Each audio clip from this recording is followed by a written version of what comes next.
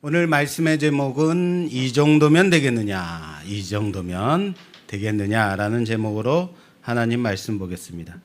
제목을 사실 이렇게 지으면 설교 교수님한테 혼나요, 사실. 예. 이 정도면 되겠느냐는 이제 하나님의 마음을 좀 대신해서 제목을 지어 본 겁니다. 자, 우리는 지난 시간까지 무엇을 봤냐면 입다에 대해서 봤어요. 그는 이겼지만 무너진 사람이었죠. 이스라엘의 사사였지만 마지막까지 길르앗 사람 입다로 끝난 사람이죠. 암몬을 이겼고 에브라임도 이겼습니다. 그러나 그의 집의 기업은 끊기고 말았습니다. 형제 에브라임 42,000명이 죽어졌습니다. 2번 전쟁에서 이겼는데 평안이 없었다. 그리고 사사기는 입다의 죽음을 간결하게 이렇게 기록하죠. 길르앗 사람 입다가 죽음에 길르앗에 있는 그의 성읍에 장사되었더라. 입다는 그렇게 길르앗 사람으로 남게 된 것입니다. 그리고 입다 뒤에는 입산과 엘론과 압돈 이렇게 3명의 소사사가 짧게 지나가게 됩니다. 이 3사람의 이야기는 하나님께서 어떻게 그들을 부르셨는지 기록되지 않습니다. 어떤 원수에게서 이스라엘을 구원했는지도 말하지 않습니다. 그리고 나서 무엇으로 이어지냐면 바로 오늘 볼 삼손으로 이어지게 됩니다. 우리가 사사기를 따라오면서 보면서 계속 붙들었던 질문이 있어요. 따라서 합시다. 누가 왕인가? 이 싸움하는 거예요. 기드온이 왕입니까? 아비멜렉이 왕이었습니까? 입다가 왕이었습니까? 사사기 전반부에는 하나님께서 뜻밖의 사람들, 예기치 않은 사람들을 일으키시는 장면이 나옵니다. 그 가운데 기드온은 가장 분명한 샘플이죠. 하나님이 포도즙 틀 안에 숨어서 밀을 까불던 사람, 그 사람 기드온을 찾아가셔서 뭐라고 불러요? 큰 용사라고 부르시죠. 그가 큰 용사였기 때문에 큰 용사라고 부르신 것이 아니라 하나님이 그를 큰 용사여라고 부르셨기 때문에 큰 용사가 된 것이다 라고 말씀드렸습니다. 그런데 기드온 이후 사사기 후반부로 가면 갈수록 하나님의 직접적인 부르심을 찾기가 어렵습니다. 사람의 욕망과 사람들의 눈에 보기에 좋은 사람, 사람의 필요가 먼저 보이게 되더라라는 겁니다. 그게 후기 사사들의 특징이죠. 기드온의 아들 아비멜렉은 어떻습니까? 하나님께 부르심을 받은 사람이 아닙니다. 단지 기드온의 아들, 그것도 세겜의 첩에게서 난 아들이죠.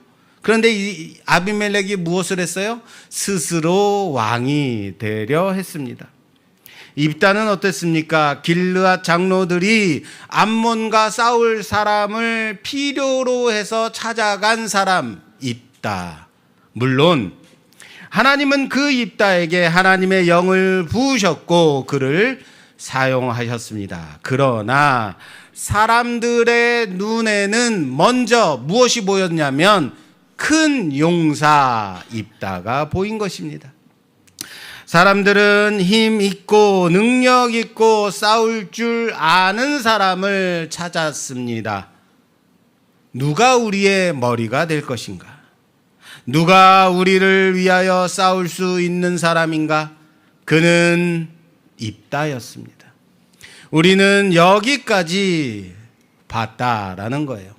그리고 이제 누구를 본다고요? 삼손. 사실 입다는 좀 어려운 부분이었어요. 그러나 삼손은 여러분들 어떠세요? 다 아시죠? 삼손이 우리가 잘 아는 사사죠. 성경을 잘 모르는 사람, 교회를 다니지 않은 사람도 누구를 알아요? 삼손의 이름은 알아요. 긴 머리, 엄청난 힘을 가진 사람, 사자를 맨손으로 찢어 죽이고, 그리고 나귀 턱뼈로 1000명을 때려 죽이는 사람.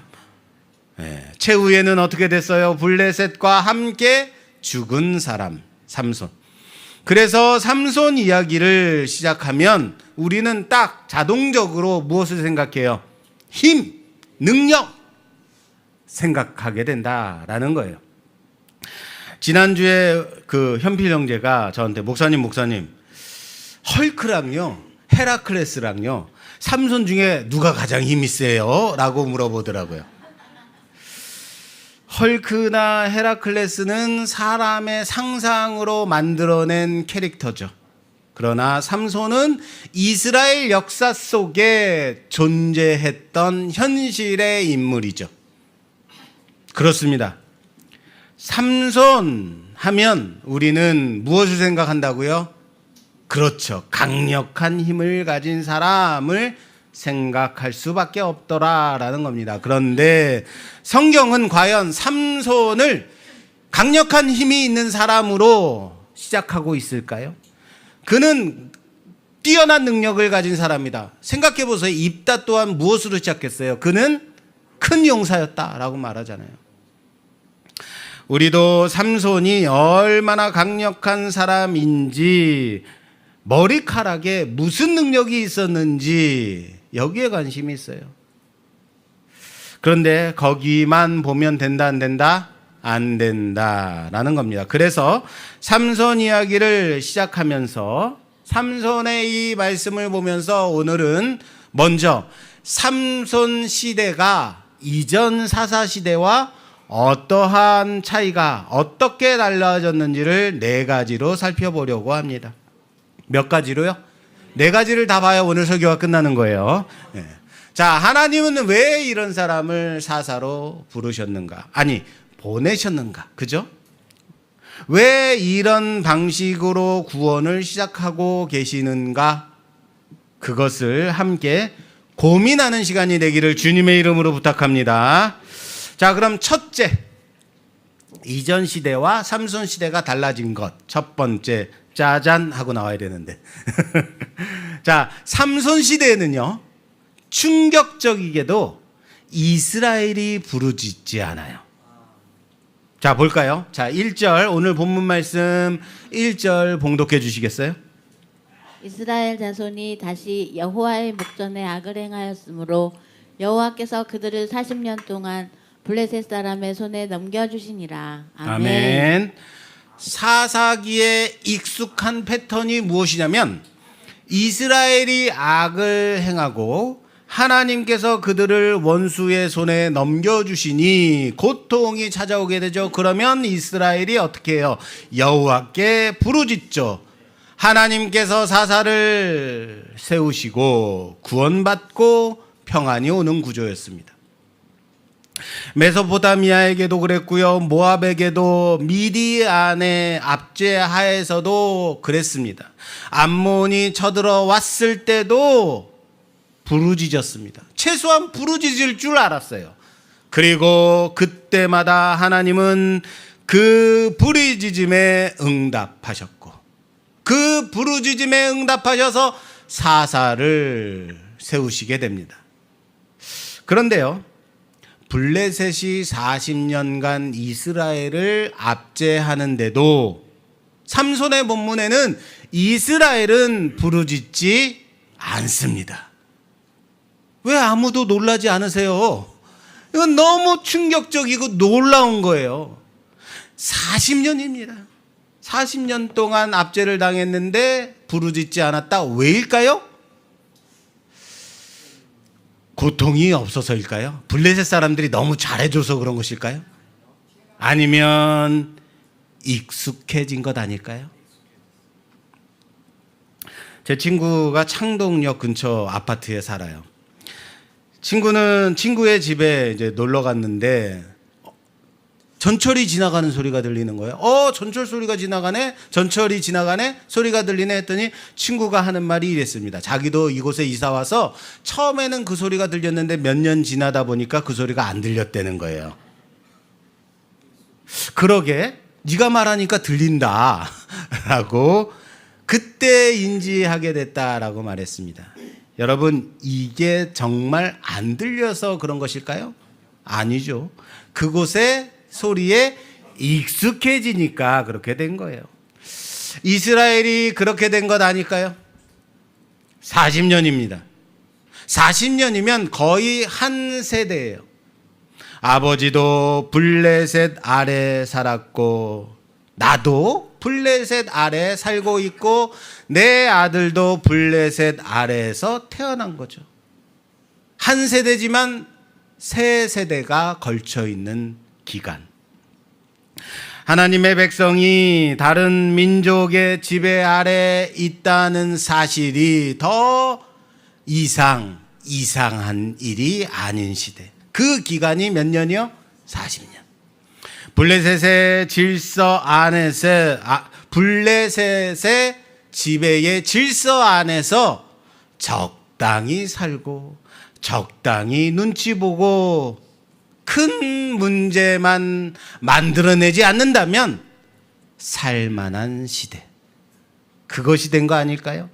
물론 처음에는 불편했겠죠. 그러나 불편한 것도 오래 반복되게 되면 익숙해지는 겁니다. 맞습니다.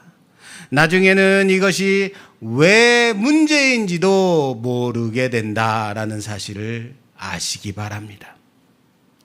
이스라엘은 다시 하나님 앞에 죄악을 범했고 그래서 하나님이 블레셋에게 그들을 넘겨주셨습니다. 그리고 그들은 압제를 당하게 되었다. 그러나 압제보다 무서운 것이 무엇이라고요? 압제에 익숙해져 있는 것. 따라서 합시다. 압제에 익숙해져 있는 것이다. 마찬가지입니다. 여러분, 죄는 나쁜 겁니다. 죄는 무서운 겁니다. 그러나 죄보다 더 무서운 것이 있습니다. 바로 죄 가운데 살면서도 불편하지 않는 것. 죄에 둔감해진 것. 주일날 예배를 빠지는데도 하나도 불편하지 않아요. 익숙해져 버리는 것. 여러분, 양심에 화인 맞는다라는 얘기 있죠? 처음에는 죄를 지었을 때 가슴이 좀 뜨끔뜨끔하고 마음이 불편하고 그러는데 한 번, 두 번, 세 번 계속 반복해서 짓다 보면 어떻게 돼요? 아무렇지도 않아요. 이스라엘은 구원을 구하지 않았습니다. 아니, 구원이 필요하다는 생각조차 하지 못한 것 아닐까. 그때 하나님은 무엇을 하셨을까요? 그 부분을 보겠습니다. 하나님의 일하심을 보겠습니다. 오늘 본문 말씀입니다. 3절에서 5절 말씀 봉독해 주세요. 여호와의 사자가 그 여인에게 나타나서 그에게 이르시되 보라 내가 본래 임신하지 못함으로 출산하지 못하였으나 이제 임신하여 아들을 낳으리니 그러므로 너는 삼과 포도주와 독주를 마시지 말며 어떤 부정한 것도 먹지 말지니라. 보라 내가 임신하여 아들을 낳으리니 그의 머리 위에 삭도를 대지 말라. 이 아이는 태에서 나옴으로부터 하나님께 바쳐진 나시린이 됨이라. 그가 블레셋 사람의 손에서 이스라엘을 구원하기 시작하리라 하시니. 아멘. 아멘. 자, 이스라엘이 하나님께 부르짖지도 않았음에도 불구하고 하나님은 구원자를 준비하고 계셨습니다. 할렐루야. 이스라엘 백성은 침묵하고 있었지만 하나님은 말씀하고 계셨다라는 거예요. 백성은 블레셋의 지배에 익숙해져서 이렇게도 살만한데 그렇게 생각하고 있을 때에 하나님은 그래 그럼 그렇게 한번 살아봐라 라고 하지 않으셨다라는 거예요. 그럼에도 불구하고 구원을 시작하셨다는 사실을 믿으시길 바랍니다. 그게 삼손이죠. 제가 자주 이런 얘기 하잖아요. 제가 20대 초반에 하나님께 내 온 인생을 드리겠다고 서원하고 하나님의 길로 가겠다고, 하나님의 사역의 길로 가겠다라고 한 후에 사역자의 길에서 약 10년 동안 좀 멈추고 가세도 돌봐야겠고 할 일도 좀 해야겠고 준비도 좀 다시 해야겠고, 그래서 출장 안마도 하고 컴퓨터 수리도 하러 다니고 판매도 하고 컴퓨터 교육도 하고 직장도 다니고 그렇게 한 10년 동안 했었죠. 내가 그 일에 대해서 익숙해지고 그러한 일들을 꽤 잘한다고 칭찬도 받고 생각되어질 때 저는 이런 생각을 자주 했어요. 뭐 이렇게 살아도 되겠는데? 라는 생각 말이죠.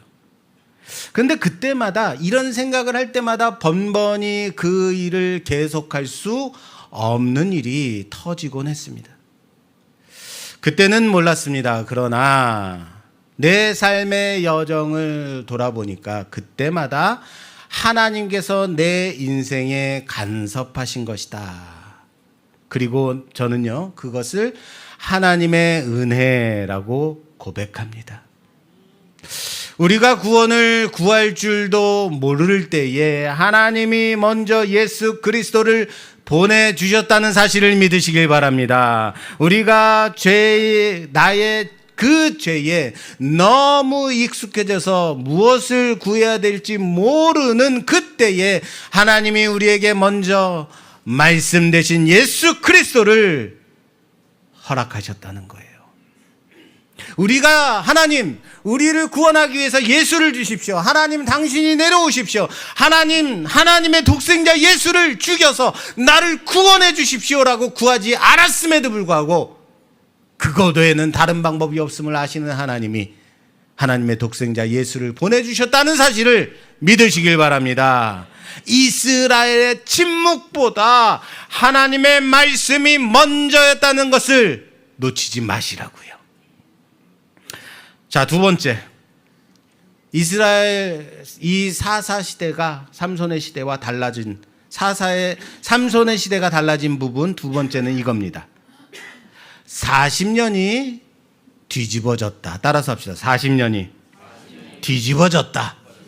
여러분, 사사기 전반부에 보면요, 40년은요 온니엘이 구원한 후에 그 땅에 40년 평화, 드보라와 발락이 승리한 뒤에 그 땅이 몇 년 동안? 40년 동안 평안했다. 기드온이 미디안을 이긴 후에도 그 땅이 몇 년간? 40년 동안 평안했다라고 말씀하고 있습니다. 40년은 한 세대에 가까운 긴 시간이라고 했죠. 다시 말해서 하나님께서 원수를 물리치시고 이스라엘을 구원하신 후에 자기 백성에게 충분히 누리게 하신 평안의 시간이 40년인 거예요. 여러분, 에훗 시대는요 몇 년이었냐면요, 그 두 배인 80년이에요. 예, 40년 두 배, 충만의 충만이죠. 더 이상 평안하지, 더 이상 평안이라고 생각되어지지 않을 그 긴 시간, 80년간 평안이야. 그렇습니다. 여러분, 40년은 구원 후에 이스라엘에게 주어진 안식의 시간이었다. 그게 40년이에요. 하나님께서 원수를 물리치시고 자기 백성에게 허락하신 평온의 시간 40년입니다. 그런데 여러분, 입다 이후로부터 사사기에서 무엇이 없었어요? 그 땅에 평안이 없어요. 그 평안이라는 단어가 사라졌습니다. 그리고 오늘 본문에서 이 40년이 다시 나타나게 돼요. 뭐라고? 여호와께서 그들을 40년 동안 블레셋 사람의 손에 넘겨주시니라. 평온의 40년이 압제의 40년이 되었습니다. 안식의 시간이 블레셋 아래에서 살아가는 시간이 되었다고요. 40년은 같은 기간이죠. 그러나 그 40년의 주인이 달라진 겁니다. 전에는 하나님이 주시는 안식 안에서 살았다면 이제는 블레셋이 만든 그 질서 안에서 살아가는 시간. 삼손 시대의 이스라엘은 단순히 원수에게 압제당하는 눌린 정도가 아닌 블레셋의 지배가 당연한 그 세상에서 살아가는 시간. 안식을 잃은 백성은 압제를 압제로 여기지 않은 시간으로 살아가고 있었다라는 겁니다. 여러분, 이것은 비단 이스라엘에 대한 말씀이 아니에요. 우리도 그렇다고요. 하나님이 주시는 평안이 아니라 죄와 타협해서 겨우 얻어낸 익숙함을 혹시 여러분 평안이라고 생각하고 있지는 않습니까? 잘못된 관계인데도 불구하고 갈등이 없으니까 괜찮다고 여기고 살아가고 있지는 않습니까? 말씀 앞에서 불편해야 할 것을 불편해하지 않는 그것을 여러분 혹시 평안이라고 생각하지 않습니까? 세상의 방식대로 살면서도 큰 문제가 없으니까 하나님도 허락하시는 길이다라고 생각하는 것은 아닙니까? 그렇게 내 생각대로 해석하고 제멋대로 살아가고 있는 시대. 여러분, 갈등이 없다고 평안한 것이 아니에요. 하나님이 없이도 견딜만 하다고 해서는 결코 안식을 얻을 수 있는 것이 아닙니다. 옆에 계신 분과 인사하죠. 하나님 없이는 안식이 없습니다. 자, 세 번째 보겠습니다. 성경이 사사를 소개하는 이 삼손을 소개하는 그 방식. 삼손의 정체성은 큰 용사가 아니라는 거예요. 자, 다시요. 그 전까지는 그 사사를 어떻게 소개했느냐. 그런데 삼손은 전 다른 방식으로 소개해요. 삼손의 정체성은 큰 용사가 아닌 나시린으로 소개하고 있습니다. 따라서 합시다. 나시린으로 소개해요. 앞에서 본 것처럼 사사기 후기로 가면 갈수록 사람들은 하나님이 누구를 부르시는가 보다 누가 싸울 만한 사람인가를 먼저 보기 시작했다라고 했죠. 사람들은 힘을 가진 사람을 찾아요.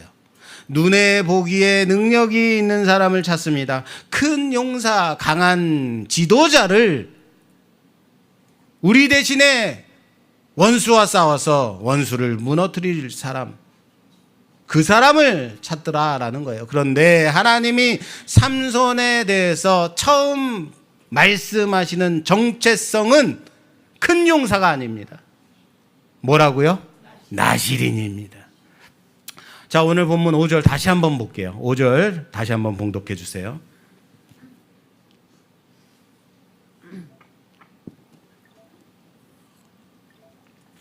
(5절) 보겠습니다. 보라, 내가 임신하여 아들을 낳으리니 그의 머리 위에 삭도를 대지 말라. 이 아이는 태에서부터 하나님께 바쳐진 나시린이 됨이라. 뭐가 되리라? 나시린. 그가 블레셋 사람의 손에서 이스라엘을 구원하기 시작하리라. 이렇게 돼 있어요. 먼저 무엇이 나온다고요? 그가 큰 용사다. 그에게 큰 힘을 주겠다. 그가 너희를 구원할 사람으로 주겠다라가 아니라 뭐라고요? 나시린이에요. 그 다음 구원이에요. 여러분, 이것을 다른 말로 한다면 구별됨이라고 말할 수 있어요. 그런데 구별됨을 앞세우고 그 다음 사명을 주시는 것이다 라고 보면 돼요. 나시린이 무엇인지 그럼 먼저 알아야겠죠.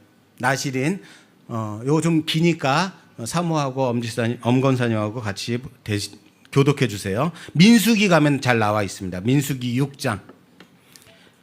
이 부분은 이제 저희가 다음 시간에 또 좀 더 자세하게 볼 건데요. 민수기 6장 2절에서 8절까지 교독해 주세요. 민수기 6장. 이스라엘 자손에게 전하여 그들에게 이르라. 남자나 여자가 특별한 서원 곧 나시린의 서원을 하고 자기 몸을 구별하여 여호와께 드리려고 하면 포도주나 독주를 멀리하며 포도주로 된 초나 독주로 된 초를 마시지 말며 포도즙도 마시지 말며 생포도나 건포도도 먹지 말지니 자기 몸을 구별하는 모든 날 동안에는 포도나무 솟아는 씨나 껍질이라도 먹지 말지며 그 서원을 하고 구별하는 모든 날 동안은 삭도를 절대로 그의 머리에 대지 말 것이라. 자기 몸을 구별하여 여호와께 드리는 날이 차기까지 그는 거룩한즉 그의 머리털을 길게 자라게 할 것이며 자기의 몸을 구별하여 여호와께 드리는 모든 날 동안은 시체를 가까이 하지 말 것이요 그의 부모 형제 자매가 죽은 때에라도 그로 말미암아 몸을 더럽히지 말 것이니 이는 자기의 몸을 구별하여 하나님께 드리는 표가 그의 머리에 있음이라. 자기의 몸을 구별하는 모든 날 동안 그는 여호와께 거룩한 자니라. 아멘. 아멘. 자, 나시린 서원이에요. 정확하게는 나시린 서원의 특징은 세 가지입니다. 포도주와 독주를 멀리하는 것, 마시지 않는 것, 그리고 죽은 시체를 만지지 않는 것, 가까이 하지 않는 것, 머리에 삭도를 대지 않는 것, 머리를 자르지 않는 것, 머리카락을 자르지 않는 것. 자, 그런데 이 세 가지는 나시린 서원의 본질이 아닙니다. 본질이 아니라 이것은 표징입니다. 표지예요. 세 가지 표지. 중요한 것은 이 사람은 하나님께 속해 있다. 이것을 드러내는 표지라고요. 따라서 합시다. 하나님께 속해 있다. 이것을 드러내는 방법이 세 가지인 거예요. 포도주나 독주를 마시지 않는 것, 그리고 시체를 만지지 않는 것, 그리고 삭도를 머리에 대지 않는 것. 이런 거잖아요. 여러분 보세요. 우리가 뭐 회식 자리나 친구들 같이 모임에 갔는데 자, 한 잔씩들 해. 그러면 나는 안 마셔. 그럼 제 교회 다니는 사람이구나. 이런 거. 그게 뭐예요? 기독인의 표지가 돼버린 거야, 언제부터. 그러니까 술을 마시냐 안 마시냐의 문제가 아니라 그럼 술 마시면 구원받지 못해요? 이 문제가 아니에요. 술을 마시는 것, 안 마시는 것은 무엇이 됐어요? 기독인의 표지가 된 거예요. 나는 하나님께 속한 자다라는 것을 드러내는 표지가 돼버렸어요. 자연스럽게. 나시린이 특별한 것, 그것은 힘에 있어서가 아닙니다. 능력에 있어서가 아닙니다. 따라서 합시다. 소속이 특별한 것이다. 하나님께 속한 사람이라고요. 그렇기 때문에 먹는 것도, 그리고 가까이 하는 것도, 머리카락조차도 자기 마음대로 하지 않는 것입니다. 이것을 다른 말로 구별이라고 합니다. 구별은 왜 이렇게 너만 요란하게 예수 믿냐가 아니에요. 너만 왜 예수를 그렇게 심각하게 믿는데 목적이 있는 것이 아닙니다. 하나님께 속해 있다는 사실을 삶으로 드러내는 데 있는 것입니다. 그게 구별이라고요. 그런데 민수기 6장에 나오는 일반적인 이 나시린 서원은요, 특징은 뭐냐면 자원하는 자, 본인이 스스로 하나님께 드리는 서원이 있어요. 일정한 기간 동안 나는 하나님 앞에 구별하여 하나님께 나를 드리겠습니다 라는 데 있어요. 그러나 삼손이 서원한 것이 아니라 태어나기 전부터 하나님께서 그를 구별하셨다. 끝내는 기간도 없어요. 평생을 드리게 하셨다. 이게 삼손의 차이점이죠. 삼손 인생의 전체가 하나님께 속한 사람으로 세워진 것이다 라는 거예요. 하나님이 선택하셔서 자기 것으로 삼으셨다. 삼손을. 삼손이 먼저 선택한 것이 아닙니다. 하나님이 먼저 삼손을 태에서부터 나기 전부터 택하셨다. 왜 하나님 마음대로 그렇게 하세요? 라고 따지면 될까요, 안 될까요? 이것이 은혜라고요, 여러분. 제가 청년 시절에 한 자매가 저한테 와가지고, 오빠, 나는 삼손을 보면 너무 참 안타까워. 삼손은 태어나기 전부터 하나님께 택함받은 사람 아니야. 그런 나실인인데 어떻게 왜 그렇게 살았는지 모르겠어 라고 말을 했어요. 제가 말했습니다. 그게 너야. 너는 태초 전부터 하나님이 택하신 자야. 그런데 너의 삶 속에서 과연 택함받은 자처럼 살고 있니? 그 자매가 그 다음부터 저랑 얘기를 안 하더라고요. 우리의 구원도 그런 것 같습니다. 우리가 먼저 하나님을 택한 것이 아닙니다. 하나님이 먼저 우리를 부르셨다고요. 우리가 자격이 있어서 하나님이 부르신 것이 아닙니다. 우리의 공로가 있기 때문에 하나님이 부르신 것이 아닙니다. 은혜로 하나님의 소유가 되었습니다. 왜 아멘이 아무도 안 나올까요? 이 감동적인 멘트에 옆 사람과 인사하죠. 그것이 은혜입니다. 불만 있으세요? 하나님이 마음대로 택했다고? 사람들의 눈에는 하나님의 부르심보다 힘있고 능력 있는 사람이 먼저 보이게 되었습니다. 그러나 그런 시대에도 하나님은 삼손을 태어나기 전부터 택하셔서 나신인으로 구별시키셨습니다. 그리고 물으시는 거예요. 그래, 너희에게 필요한 것, 그것이 강한 사람이냐? 큰 용사냐? 그러면 이 정도면 되겠느냐? 태어나기 전부터 구별된 사람, 하나님의 영이 임한 사람, 사자를 맨손으로 찢는 사람, 나귀 턱뼈 하나로 1000명을 때려 죽이는 사람, 성문을 문짝채로 들고 산까지 올라가는 사람, 이 정도면 되겠느냐? 너희 눈에 드는 사람, 힘 있는 사람, 능력 있는 사람, 이 정도면 되겠느냐? 그게 삼손인 거죠. 이 큰 은혜에도 불구하고 삼손은 부정한 사자의 사체를 만지고 블레셋의 잔치에 참여하여서 술도 마셨겠죠. 마침내 나실인의 마지막 표지인 머리카락까지 내주게 되죠. 사랑하는 여러분, 구별을 받은 것과 구별을 사는 것은 다른 문제예요. 잊지 마십시오. 구별을 받은 것과 구별을 사는 것은 다른 것이다. 사랑하는 여러분, 여러분들은 구별받은 하나님의 백성들입니다. 믿으십니까? 그러나 여러분들이 구별된 자로 살아가는가? 다른 문제라고요. 마지막 네 번째입니다. 이스라엘이 사사를 블레셋에게 넘겨주더라. 이것이 삼손 시대가 이전과 결정적으로 달라진 모습이에요. 사사는 누굽니까? 하나님이 이스라엘을 구원하라고 부르신 사람이죠. 그런데 그 사사를 이스라엘이 어떻게 해요? 원수에게 팔아버려요. 원수에게 넘겨지는 지경까지 가버려요. 앞으로 보겠지만 15장에 가면요, 유다 사람 3,000명이 삼손을 찾아와요. 3,000명입니다. 아, 드디어 삼손과 함께 블레셋과 싸우려고 오는 것인가? 아니에요. 삼손에게 말합니다. 왜 너는 자꾸 문제를 일으키니?